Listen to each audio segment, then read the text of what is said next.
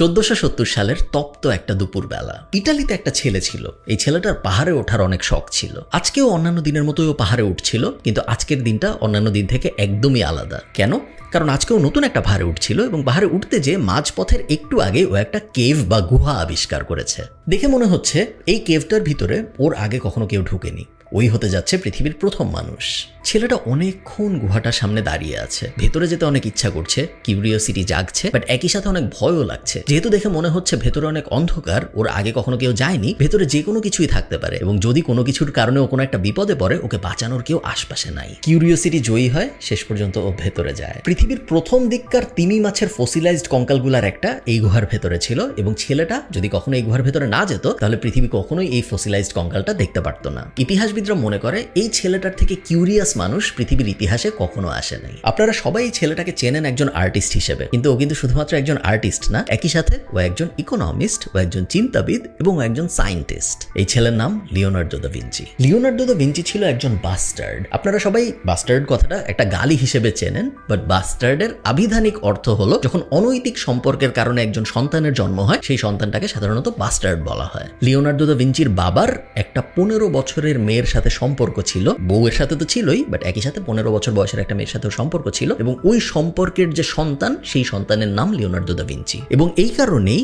Da Vinci কিন্তু লিওনার্দোর বাবার নাম না, ওকে বাবার লাস্ট নেমটা দেওয়া হয়নি, যেহেতু একজন বাস্টার্ড চাইল্ড। ভিঞ্চি একটা শহরের নাম এবং ওই শহরের থেকে যেহেতু লিওনার্দোর জন্ম, এই কারণে লিওনার্দোর নাম হয়েছে Leonardo da Vinci. Leonardo da ভিঞ্চির বাবা ছিল একজন নোটারি পাবলিক এবং আজকের দিনে যেরকম নোটারি পাবলিকের কাজ অ্যাটেস্টেশন করা বা সত্যায়িত করা, তখনকার দিনে ওরকম ছিল না ইটালিতে সেই সময় একজন নোটারি পাবলিকের মর্যাদা বেসিক্যালি একজন লয়ারের মতো, এবং ধরেই নেওয়া হইতো যে একজন নোটারি পাবলিকের সন্তান অবশ্যই একজন নোটারি পাবলিকই হবে, কারণ এত বড় প্রেস্টিজিয়াস একটা জব তো যেন তেন কাউকে দিয়ে দেওয়া যায় না। বাস্টার্ড হওয়ার কারণে লিওনার্দো দা ভিঞ্চিকে কখনোই এই প্রেশার দেওয়া হয়নি এবং ছোটবেলা থেকেই ও জানতো যে ওরও বড় হয়ে ওর বাবার মতো নোটারি পাবলিক হইতে হবে, এটা জরুরি না। অনেকেই মনে করে এই প্রেশারটা না পাওয়ার কারণে, বাবা নোটারি পাবলিক আমারও নোটারি পাবলিক হইতে হবে, বাস্টার্ড হওয়ার কারণে ও যে প্রেশারটা পায় নাই, এই কারণেই আমরা হয়তো লিওনার্দো দা ভিঞ্চির মতো একজন ট্যালেন্টেড মানুষকে পেয়েছি। যদি এরকম না হইতো, তাহলে ওরও একজন নোটারি পাবলিক হয়ে ওর জীবন অতিবাহিত করতে হইতো।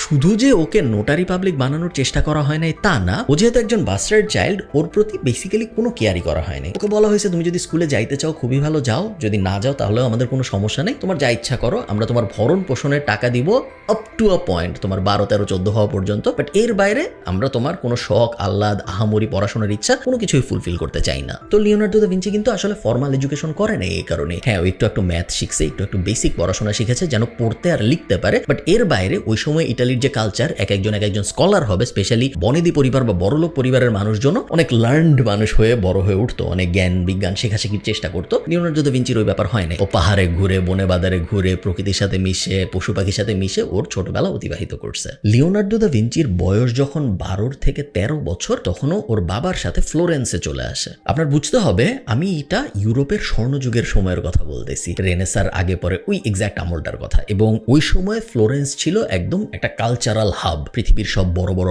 আর্টিস্ট, পৃথিবীর সব বড় বড় লেখক, পৃথিবীর সব বড় বড় সিঙ্গার সবাই ফ্লোরেন্সে আসতো বা ফ্লোরেন্সের আশপাশে থাকতো, কারণ ওইটাকে বলা হইতো একটা cultural hub of the world. তো ভিঞ্চি এই কালচার দেখে আস্তে আস্তে কাগজের মধ্যে স্কেচ করা শুরু করে। তেমন আহামরি কিছু না, নর্মাল কাগজের মধ্যে ও আশপাশে যা দেখতো, পশু পাখি বেশি আঁকতো, মোটামুটিও একটা কাগজের মধ্যে পেন্সিল দিয়ে স্কেচ করতো, আহামরি কিছু না। বাট ওই স্কেচ বুকটা নিয়ে ওর বাবা, ওর যখন বয়স 17 বছর বয়স, তখন একটা আর্টিস্টকে দেয়, দিয়ে বলে যে দেখেন তো ভাই, আমার ছেলেও এরকম স্কেচ করে, আপনি তো অনেক বড় আর্টিস্ট ফ্লোরেন্সের, এই স্কেচগুলো দেখে কি মনে হয় আমার ছেলেকে আর্টিস্ট হিসেবে কখনো ভালো করতে পারবে? এই আর্টিস্টটার একটা দোকান ছিল। ওই সময় ইটালিতে একটা কালচার ছিল, যেহেতু এটা ফটোগ্রাফির অনেক আগের যুগ, যে আমার যদি কোনো কিছু পছন্দ হইতো, আমি একটা জনপ্রিয় আর্টিস্টকে বা ভালো আর্টিস্টকে বলতাম যে ভাই এটার একটা ছবি আঁকেন, এবং তারপরে ওই ছবি আমি আমার বাসায় টানায় রাখতাম। তো মানুষ নিজেদের পশু পাখির ছবি আঁকাইতো, মানুষ নিজেদের হাজব্যান্ড ওয়াইফ, বাবা মা এরকম ছবি, মানুষ নিজেদের বাড়ি, বেসিক্যালি এনিথিং যেটা আপনি মেমোরিতে রাখতে চান। যেহেতু ছবি তোলার কোনো ব্যাপার নেই, সো আমি একজন আর্টিস্টের কাছে যাবো এবং তার কাছ থেকে ছবি তোলায় নিয়ে আসবো। যেই লোককে লিওনার্দো দা ভিঞ্চির বাবা এই স্কেচ বুকটা দিছিল দেখার জন্য যে লিওনার্দো দা ভিঞ্চির কি আসলেও কোনো স্কিল আছে নাকি, ওই লোকের এরকম একটা বড় দোকান ছিল, যেই দোকানে মানুষ আসতো এরকম ছবি আঁকার ফরমায়েশ নিয়ে। তো ওই লোক লিওনার্দো দা ভিঞ্চির বাবাকে বলে যে ঠিক আছে, তুমি তোমার ছেলেকে পাঠায় দাও, ওইখানে একটা ইন্টার্নশিপ করুক, আমাদের এখানে অনেক কাজকর্ম আসে, ও ছবি টবির মধ্যে থাকতে পারবে, আঁকাআঁকির মধ্যে থাকতে পারবে, আমরা ইভেনচুয়ালি বুঝবো যে আর্টিস্ট ও আসলেও হইতে পারবে নাকি জীবনে কোনোদিন। তো লিওনার্দো দা ভিঞ্চি ওর বয়স যখন 17 বছর তখন থেকে এই আর্টের দোকানে ইন্টার্নশিপ শুরু করে। আজকের মতো 3 মাসের ইন্টার্নশিপ নাই, ইন্টার্নশিপের কোনো শেষ নাই। বেসিক্যালি সারা জীবনই এমনও হইতে পারে যে ইন্টার্নশিপ করেই কাটায় যাবে। ইন্টার্নশিপ, অ্যাপ্রেন্টিসশিপ এই টাইপ ওয়ার্ড তখন ইটালিতে ছিল না, বেসিক্যালি গুরু শিষ্য টাইপ রিলেশন ছিল। সো এই আর্টের দোকান যে চালাইতো সে ছিল একজন গুরু বা মেন্টর, এবং মানুষজন যারা কাজকর্ম করতো তারা সবাই ছিল উনার শিষ্য। চিয়ারোস্কিউরো, আমি আপনাদের স্ক্রিনে দেখাবো, আমি এক্সাক্ট প্রোনাউন্সিয়েশনটা জানি না যেহেতু এটা ইটালিয়ান সম্ভবত। এটা হইল একটা প্রসেস, যেই প্রসেসে আপনি একটা ছবির মধ্যে ছায়া বানাতে পারবেন। এর আগ পর্যন্ত যখনই কোনো আর্টিস্ট ছবি আঁকতো, ছবির মধ্যে ছায়া বানানো যাইতো না, এবং লিওনার্দো দা ভিঞ্চি এই প্রসেসটা আবিষ্কার করে যে এই প্রসেসে এখন থেকে একটা ছবি যখন আমি আঁকবো, এই ছবির ভিতরে মানুষের বা কোনো অবজেক্টের ছায়াও বানানো যাবে। এবং অন্য যে ভয়ঙ্কর আবিষ্কারটাও করে ওটাকে বলে স্পুমাটো। আমি আপনাদের এগেইন স্ক্রিনে দেখাবো কারণ আমি জানি না এক্সাক্ট উচ্চারণটা কি। এটা আরো ভয়ঙ্কর কারণ এটা হলো হার্ড লাইন ব্যবহার না করে কোনো ছবি আঁকার পদ্ধতি। দুইটা আবিষ্কারী ও খেলতে খেলতে ওই অ্যাপ্রেন্টিসশিপের মধ্যে বন্ধু বান্ধবদের সাথে গল্প করতে করতে আয় তোকে দেখাই কিভাবে ছবি আঁকে, এই জিনিসটা এক্সপেরিমেন্ট করতে করতেই করে ফেলছে। আমি আপনাদের স্ক্রিনে একটা ছবি দেখাই এবং আপনারা এই ছবিটা দেখে একটু বোঝার চেষ্টা করেন আপনি কোনো ডিফারেন্স দেখতে পান নাকি দুই মানুষের দুইটা পায়ের মধ্যে। আপনার ডান দিকে যে মানুষটা, সেই মানুষটার পাটা যদি আপনি একটু দেখেন, পাটা খুব মাস্কুলার, একটা পাই আসলে পুরোপুরি দেখা যাচ্ছে, দুইটা পা দেখা যাচ্ছে না, এবং যে পাটা দেখা যাচ্ছে ওই পাটা অনেক হার্ড লাইন দিয়ে বানানো। আপনি যদি মনোযোগ দিয়ে অন্য কোনো কিছু না দেখে শুধু ওই পাটা দেখেন, যিনি সাদা ধুতিটা পরে আছেন উনার কথা বলছি আমি, ওই উনার বাম পাশের পাটা যদি আপনি দেখেন অন্য কোনো কিছু না দেখে আপনার মনে হবে যে খুব হার্ডলি অনেক জোরে প্রেস করে এই পাটা আঁকা হয়েছে, এবং এই পাটা আসলে একটা লাঠির মতো দেখতে। এখন আমরা যদি বাম পাশের মানুষটাকে দেখি যার দুইটা পাই ভিজিবল, যিনি এই পিঙ্ক রঙের একটা জামা পরে আছেন এবং অন্য কোনো কিছু পরে নাই, আমাদের স্ক্রিনের মাঝখানে ওই ছবিটার, উনার দুইটা পা যদি আপনি দেখেন, আপনি দেখবেন উনার যে ডান পা, সো আপনার হাতের বাম পাশে উনার যে প্রথম পাটা, ওই পাটার যে হাঁটুর জায়গাটা, ওই জায়গাটা অনেক স্ট্রং, কিন্তু এছাড়া বাকি পাটা কিন্তু মসৃণ। এবং আপনি যদি উনার অন্য পাটা দেখেন, আপনি দেখবেন পুরা পাটাই কিন্তু অনেক মসৃণ। আচ্ছা, দুই পায়ের কম্পারিজন কেন দিলাম? তার কারণ একটা পা এঁকেছে লিওনার্দো দা ভিঞ্চির গুরু, যার দোকানে লিওনার্দো দা ভিঞ্চি কাজ করতো, যেটা হার্ড লাইন দিয়ে আঁকা, এবং অন্য পাটা আপনার স্ক্রিনের মাঝখানে যে ছিল, যার দুইটা পাই ভিজিবল ছিল, ওই পাটা এঁকেছে লিওনার্দো দা ভিঞ্চি। এবং আপনারা খুব ক্লিয়ারলি বুঝতে পারতেছেন একটা খুব হার্ড লাইন কলম দিয়ে জোরে চেপে আঁকা, আর একটা খুব আস্তে করে আঁকা, যেন অনেক ন্যাচারাল মনে হয়। আমার আপনার কাছে মনে হইতে পারে যে কলম একটু জোরে চাপ দিয়ে আঁকছে, কলম একটু কম জোরে চাপ দিয়ে আঁকছে, আমাদের কি যায় আসে, দুইটাই তো মোটামুটি সেম, দুইটাই পা। বাট আর্টিস্টদের কাছে ইটালিতে ওই সময় এটা একটা ভয়ঙ্কর বিপ্লবের মতো ছিল যে একটা ছবিকে এত রিয়েলিস্টিক যে বানানো যায়, এটা এর আগ পর্যন্ত কেউ আবিষ্কার করেনি। এবং বলা হয় এই ছবিটার পরে, এই ছবিটা ছিল লিওনার্দো দা ভিঞ্চি এবং ওর গুরুর দুইজনের মিলে আঁকা, বাট এই ছবিটার পরে লিওনার্দো দা ভিঞ্চির যে মেন্টর ছিল সে আর কোনোদিন ছবি আঁকে নাই। তার কারণ তার মনে হয়েছে যে সে কখনো লিওনার্দো দা ভিঞ্চির থেকে ভালো ছবি আঁকতে পারবে না, কারণ এত রিয়েলিস্টিক ছবি তার পক্ষে আর আঁকা সম্ভব নয়, এবং এরপরে আর সে কখনো তুলি ধরে নাই। এটা কথিত আছে, এটা সত্য নাকি আমি জানি না। লিওনার্দো দা ভিঞ্চি যে শুধুমাত্র আঁকাআঁকির ভিতরেই আবিষ্কার করছে তা কিন্তু না, ওর আবিষ্কার আঁকাআঁকির বাইরেও ছিল, আঁকাআঁকির ওয়ার্ল্ডে, বাট বাইরে। ও আসার আগ পর্যন্ত মানুষজন ডিম টিম দিয়ে রং বানায়, ওটা বেশি পপুলার ছিল। But Leonardo da Vinci first যে অয়েল ব্যবহার করে, এই যে অয়েল পেইন্টিং ব্যাপারটা আমরা বলি, এই অয়েল পেইন্টিং এর জনকদের একজন বলা হয় লিওনার্দো দা ভিঞ্চিকে, কারণ ও আসার আগ পর্যন্ত অয়েল ব্যবহার করেও যে ছবি আঁকা সম্ভব, অয়েল পেইন্টিং বলে যে একটা জিনিস হইতে পারে, এটা পৃথিবীর মানুষ ওইভাবে রিয়ালাইজ করে নাই। তো অনেকদিন ইন্টার্নশিপ করার পরে লিওনার্দো দা ভিঞ্চি যখন আস্তে আস্তে বেশ জনপ্রিয় হওয়া শুরু করছে, মানুষজন ওকে চেনা শুরু করছে, ওর সফট লাইনে আঁকা, রিয়েলিস্টিক ছবি আঁকা বেশ ব্যাপার একটা হওয়া শুরু করছে, তখন ওর মনে হয় যে আমি এখন আর কেন এখানে কাজ করবো, আমি একটা নিজের দোকান দিব। ওর মধ্যে একটা এন্টারপ্রেনারিয়াল ভেঞ্চার চলে আসে যে হ্যাঁ, এখন আমি আমার নিজের দোকান দিব, আমার নিজের দোকানে মানুষ আসবে তাদের ফরমাইশ নিয়ে, এবং আমি নিজে ছবি আঁকবো, পুরো প্রফিট আমি নিজে রাখবো। তো ফ্লোরেন্স শহরেই একটা দোকান দেয়, এবং ওই দোকানে ও ফরমাইশে ছবি আঁকা শুরু করে। দোকানে ইমিডিয়েটলি মানুষের প্রেশার আসা শুরু হয়, ওয়ার্ড অফ মাউথ অনেক ভালো ছিল, সবাই জানতো লিওনার্দো দা ভিঞ্চি অনেক ভালো ছবি আঁকে, সো অনেক অর্ডার আসা শুরু করে। বাট কিছুদিন পরেই একটা সমস্যা দেখা দেয়। দেখা যায় লিওনার্দো দা ভিঞ্চি সপ্তাহে একটা ছবিও ডেলিভারি দিতে পারতেছে না। ওর অর্ডার কিউতে পড়ে আছে 20টা, 30টা, 40টা, 50টা। মানুষজনকে পাগলের মতো প্রত্যেকদিন বলতেছে যে আমার ছবি কবে দিবা, 2 মাস আগে টাকা দিছে, এখনো ছবি দাও নাই কেন? বাট লিওনার্দো দা ভিঞ্চি তুলি হাতে নিলেই ওর ছবি আঁকতে পারতেছে না। ও ক্লিনিক্যাল ডিপ্রেশনে চলে যায়। ওই সময় তো ডিপ্রেশন ব্যাপারটা এত পপুলার হয় নাই আজকের দিনের মতো, বাট আজকের দিনের বিজ্ঞানীরা মনে করে যে ওই সময় লিওনার্দো দা ভিঞ্চি ক্লিনিক্যাল ডিপ্রেশনে চলে যায়, কারণ ওর রাইটার্স ব্লকের মতো আর্টিস্ট ব্লক বলে একটা ব্যাপার হয়, যেখানে তুলি ধরলেই ওর মধ্যে ইমাজিনেশন কোনো কাজ করতো না। লিওনার্দো দা ভিঞ্চি অনেক বেশি সুইসাইডালও হয়ে যায় এই সময়ে, এবং ও যেহেতু অনেক জার্নাল লিখতো, ঠিক এই টাইমটার মধ্যে ওর জার্নালে খুব ভয়ঙ্কর একটা কথা লেখে, যেই কোডটা হলো tell me if anything was ever done, tell me while I thought that I was learning how to live, I have been learning how to die. খুবই ভয়ঙ্কর একটা লাইন, এবং আজকের দিনে আমরা বুঝতে পারতেছি এই লাইন এবং এর আগে পরের জার্নাল এন্ট্রি পড়ে যে লিওনার্দো দা ভিঞ্চির ওই সময় মনে হয়েছিল যে আমি যেহেতু ছবি আঁকতে পারতেছি না, আমার মনে হয় মরে যাওয়াই উচিত। তো লিওনার্দো দা ভিঞ্চির যখন এরকম একটা বাজে ফেস চলতেছে, তখন ওর জন্য একটা সুবর্ণ সুযোগ আসে। ফ্লোরেন্সের রাজা, ফ্লোরেন্সে আমাদের লিওনার্দো দা ভিঞ্চির দোকান, মিলানের রাজাকে একটা গিফট পাঠাবে, একটা বাদ্যযন্ত্র। এবং ফ্লোরেন্সের রাজা খুঁজতেছিল এমন একজনকে যে শুধু এই বাদ্যযন্ত্র নিয়ে যাবে তা না, এই বাদ্যযন্ত্র ভালো বাজাইতেও পারবে, লইর নামে একটা বাদ্যযন্ত্র। তো এরকম যখন খোঁজা হচ্ছে ফ্লোরেন্স শহরে যে কে এই লইর খুব সুন্দর বাজাইতেও পারে, কারণ ডেলিভারি তো যে কেউ দিতে পারে, বাট সুন্দর করে যে বাজায় দেখাবে মিলানের রাজাকে, এরকম খুব বেশি মানুষ নাই। খুঁজতে খুঁজতে দেখা যায় কোনো এক কারণে লিওনার্দো দা ভিঞ্চির মিউজিক্যাল ইনস্ট্রুমেন্ট অনেক পছন্দ, এবং ও ফ্লোরেন্স শহরের বাকি সবার থেকে এই জিনিস খুব সুন্দর বাজাইতে পারে। লিওনার্দো দা ভিঞ্চিকে অফার দেওয়া হয় যে তুমি ভাই এটা নিয়ে মিলানে যাও, তুমি রাজাকে এটা বাজায় শোনাবা, তারপর ফেরত আসবা। লিওনার্দো দা ভিঞ্চি আরো এক স্টেপ এক্সট্রা হবে, ও ভাবে যে আমি আর আসবোই না। ওর দোকান বিক্রি করে, যারা ওকে টাকা দিছিল, ও যাদেরকে আর্ট দিতে পারেনি তাদের টাকা রিফান্ড করে, এবং বলে আমি পুরোপুরি মিলান চলে যাচ্ছি। ওই বাদ্যযন্ত্র নিয়ে, ওর যে স্বল্প জামা কাপড় ছিল সবকিছু নিয়ে মিলানের উদ্দেশ্যে রওনা দেয়। তো মিলানে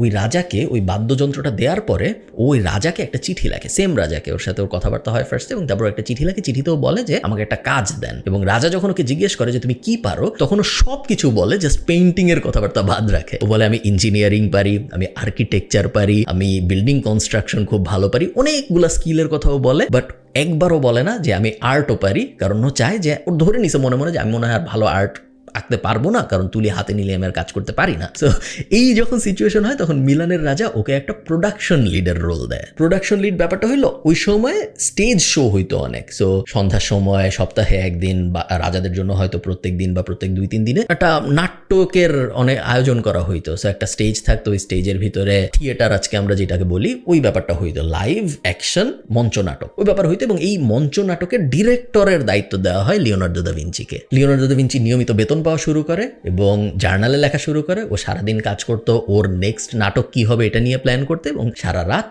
ওর আবি জাবি যত থটস আছে সেগুলা জার্নালে লিখতো। সো লিওনার্দো দা ভিঞ্চি এই কাজ শুরু করে। ও সারাদিন প্রোডাকশনে কাজ করতো, প্রোডাকশনের মানুষজন জানেও না কি ভয়ঙ্কর একটা আর্টিস্টের সাথে ওরা কাজ করতেছে, কারণ সবাই ওকে দেখতেছে ও দেয়াল ঠিক করতেছে, দেয়ালে পেরেক মারতেছে, কালকের প্রোডাকশনে কি হবে, কে কোন কস্টিউম পরবে, এগুলো নিয়ে চিন্তা ভাবনা করতেছে। লিওনার্দো দা ভিঞ্চি সারাদিন এগুলো করতো, সন্ধ্যার সময় বাসায় ফেরত আসতো এবং ওর জার্নালের ভিতরে ওর তাবৎ যে অদ্ভুত চিন্তা ভাবনা এগুলো লিখতো। ওর যেহেতু এখন একটা স্টেবল বেতন আছে রাজার কাছ থেকে, মিলানের রাজার কাছ থেকে ওর বেতন আসে, সো ওর এখন আর কোনো টেনশন নাই। ও আর্টের থেকে অনেক দূরে চলে গেছে এবং এখন ওর মূল টাইম অতিবাহিত করে দিনের বেলা চাকরি করে এবং সন্ধ্যার পরের থেকে সারা রাত পর্যন্ত জার্নালে লেখালেখি করে ভয়ঙ্কর সব বিষয়ে। লিওনার্দো দা ভিঞ্চি কিন্তু ওর জার্নাল কখনো পাবলিশ করেনি।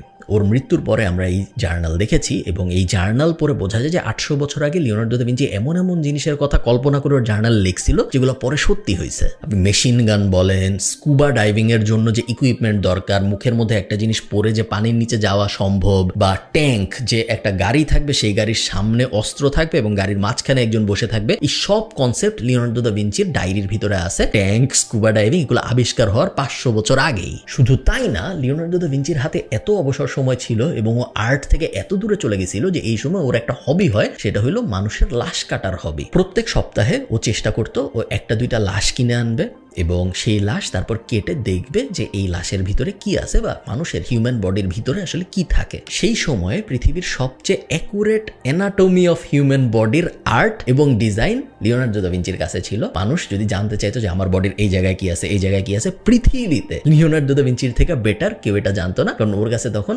হিউম্যান বডির ভেতরের অ্যানাটমির সবচেয়ে পারফেক্ট নলেজ ছিল। আপনি যদি লিওনার্দো দা ভিঞ্চির জার্নাল পড়েন পাবলিক, আপনি গুগলে যে সার্চ দিলে পাবেন, আপনি অবাক হয়ে যাবেন যে জার্নালের সেম পেজে একটা হিউম্যান হার্ট কিভাবে কাজ করে এটা নিয়ে ওর খুব জ্ঞান ও গর্ব কথাবার্তা লেখা, যে ওর কি মনে হয় একটা হার্ট বের করে দেখছে কিভাবে এটা কাজ করে, রক্ত কোথা থেকে কোথায় যায়। আবার ওই সেম পেজে শপিং লিস্টও লেখা, যে কালকে আমি যখন বাজারে যাব তখন আমার ডিম কিনতে হবে, দুধ কিনতে হবে। আবার ওই সেম পেজের ভিতরেই একটা নতুন বাদ্যযন্ত্র কিভাবে বানানো যায়, নতুন একটা বাদ্যযন্ত্র ইমাজিন করছে, একটা মিউজিক্যাল ইনস্ট্রুমেন্ট, ওইটা কিরকম হওয়া উচিত, কিরকম হইলে বাজায় অনেক মজা পাওয়া যাবে, সব লেখা। সো ব্রেইন ডাম্প অ্যাকচুয়ালি যেই ব্যাপারটা ওইটা ওর জার্নালে করতো, কারণ ও সবসময় সময় মনে করছে এটাও কখনো পাবলিশ করবে না। এই পাগলামিগুলো করতে করতে লিওনার্দো দা ভিঞ্চি কিন্তু একদমই ছবি আঁকে নাই, বাট একদমই না একেও মিলানের এই সময়টায়, এই চাকরি জীবনের সময়টায় লিওনার্দো দা ভিঞ্চি 2টা ছবি আঁকছে, যার মধ্যে একটা ছবি আমরা সবাই চিনি, না আমি মোনালিসার কথা বলতেছি না। এই ছবিটার নাম the last supper. Leonardo da Vinci last supper আঁকার কিছুদিন পরে, 1500 সালের আশপাশে ফ্রান্স মিলানকে আক্রমণ করে, এবং ফ্রান্স যখন মিলানকে আক্রমণ করে, লিওনার্দো দা ভিঞ্চির যে রাজার জন্য চাকরি করতো সেই রাজা তো পালায় যায়, একই সাথে লিওনার্দো দা ভিঞ্চিরও জীবনের জন্য পালায় যেতে হয়। পালায় প্রথমে ভেনিসে যায়, বাট ভেনিসে বেশি দিন থাকে না, ভেনিসও আবার ফ্লোরেন্সে ফেরত আসে, যেটা ছিল ওর অরিজিনাল মাতৃভূমি। তো ফ্লোরেন্সে তো চলে আসছে, এখন তো ওর কাছে আর চাকরি নাই, ওর সব শেষ, ওইদিকে তেমন কোনো সঞ্চয়ও নাই, বাট একই সাথে ফ্লোরেন্সেও ওর কিছু নাই, কারণ ও তো দোকান সব বিক্রি করে চলে গেছিল যখন ও মিলানে গেছিল। তো কি করবে, ও নিজে ছোট্ট একটা ঘর ভাড়া নেয় এবং নিজের মনেই আবার আঁকাআঁকি করা শুরু করে। ভার্জিন অ্যান্ড দ্য চাইল্ড বলে একটা ছবি আছে, এই ছবিটাও এই সময়ে আঁকে, এবং এই ছবিটাও কোনো ফরমায়েশের জন্য আঁকে নাই, নিজের মনেই আঁকছে, যেটাকে বলা হয় লিওনার্দো দা ভিঞ্চির সবচেয়ে ফাইনেস্ট ওয়ার্কগুলোর একটা। এই ছবি ওই সময় এত জনপ্রিয় হয় ফ্লোরেন্স শহরে যে মানুষ ওর বাসার সামনে লাইন দিয়ে দাঁড়ায় থাকতো এই ছবিটা একবার দেখবে দেখে। অনেকে মনে করে লাস্ট সাপার মনে হয় লিওনার্দো দা ভিঞ্চিকে ফেমাস বানাইছে। হ্যাঁ, লাস্ট সাপার একদমই ওকে ফেমাস বানায় নাই তা না, বাট এই ছবিটা, যে ছবিটা দেখার জন্য মানুষ লাইন দিয়ে দাঁড়ায় থাকতো, এটাই মূলত ওকে ফ্লোরেন্সে তখন আবার জনপ্রিয় করে তোলে। তো এই ছবিটার পর ওর যখন জনপ্রিয়তা আবার তুঙ্গে, তখন ওর আবার ফরমায়েশের কাজ আসা শুরু হয়। মানুষ ভুলে গেছিল যে ও ফরমায়েশের কাজকর্ম করতো, বাট এই একটা দুইটা জনপ্রিয় ছবির পরে এখন মানুষের আবার মনে হয়েছে যে না, ও তো পৃথিবীর সেরা আর্টিস্টদের একজন, ওর কাছে আমি ছবি আঁকাবো। এই সময় ফ্লোরেন্সের সবচেয়ে বড়লোক মহিলাদের একজন ওকে বলে ওই মহিলার জন্য একটা পোর্ট্রেট আঁকতে, বাট লিওনার্দো দা ভিঞ্চি ওটা মানা করে দেয়। এই কাহিনী কেন ইম্পর্টেন্ট, তার কারণ ওই বড়লোক মহিলাটার ছবিটাকে মানা করার ঠিক 1-2 সপ্তাহের ব্যবধানে সেম কাজ, পোর্ট্রেট আঁকার কাজ, লিওনার্দো দা ভিঞ্চি আরেকটা মেয়ের জন্য করতে রাজি হয়, যে এত বড় লোক ছিল না, বেশ গরিবই ছিল, এবং এই মেয়ের নাম ছিল লিসা। আপনারা বুঝতেই পারতেছেন গল্প কোথায় যাচ্ছে।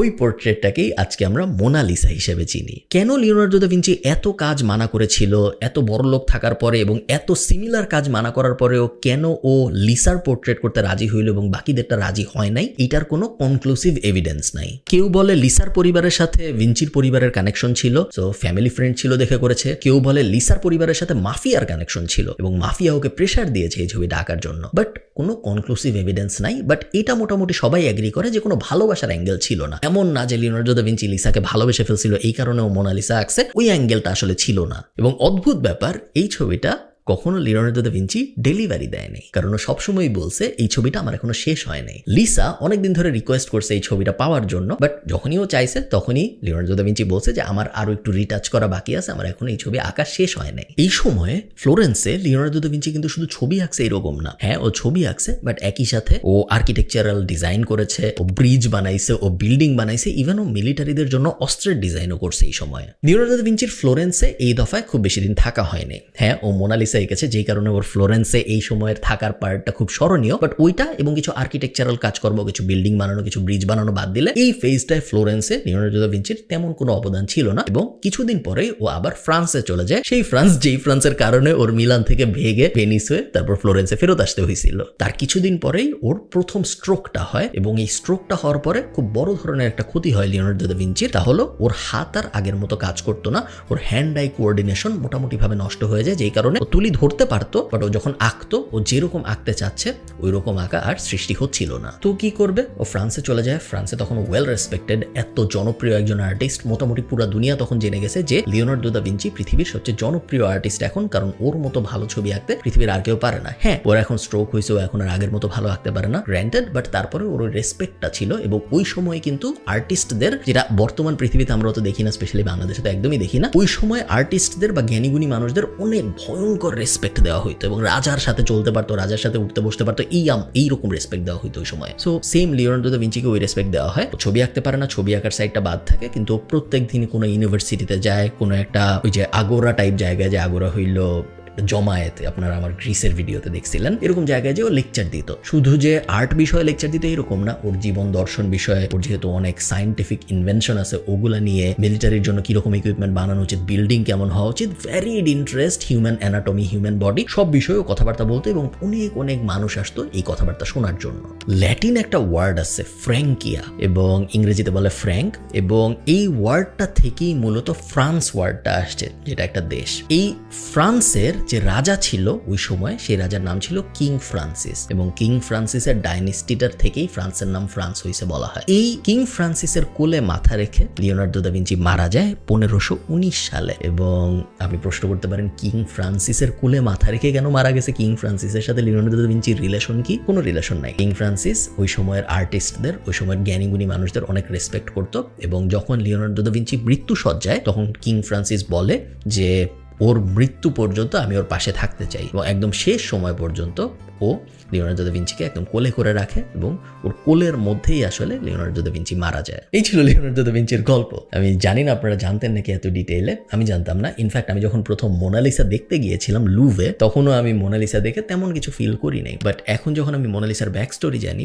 স্পেশালি এর পরে, কাহিনী কিন্তু এখানে শেষ না, মোনালিসা কিন্তু তখনও পৃথিবীর সবচেয়ে জনপ্রিয় পেইন্টিং হয় নাই, এবং তারপরেই ওর মরে যাওয়ার কিছুদিন পরেই আস্তে আস্তে মোনালিসা জনপ্রিয় হওয়া শুরু করে। বাট ওটা পুরোপুরি সেপারেট একটা কাহিনী। আপনারা যদি চান আমি ওই কাহিনী নিয়ে কথাবার্তা বলি, আমাকে কমেন্টে জানাবেন, আমি আপনাদের মোনালিসার একটা ভয়ঙ্কর গল্প বলবো। টিল দেন ভালো থাকেন সবাই, টাটা।